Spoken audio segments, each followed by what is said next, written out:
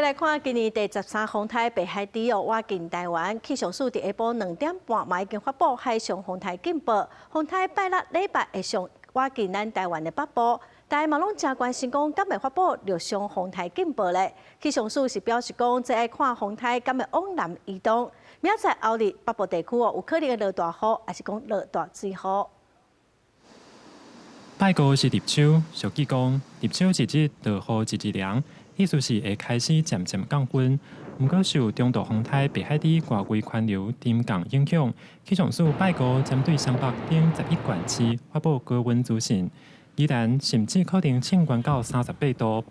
氣象署提醒，拜六暗到禮拜是風台上湧台灣的時陣，拜五已經有一寡雨水入來，各地會陸續開始落雨。拜六禮拜，中部山區甲北部地區要注意大雨，也是局部的大水雨。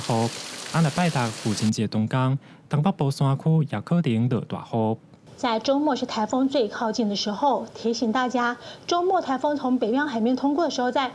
中部山區、北部地區可能會出現大雨或豪雨，其中在台中以北的山區會有豪雨以上等級的降雨，而在明天父親節那一天，星期六的時候，連東北部的山區也可能會有大雨。氣象署預告，後禮拜日北海豬風台就會駛向中國去，台灣大部分地區的雨水會漸漸轉好，不過南部受到西南風影響，有當時雨會落較大陣，提醒鄉親還是要特別注意天氣的變化。記者董家良、謝桂林台北報道。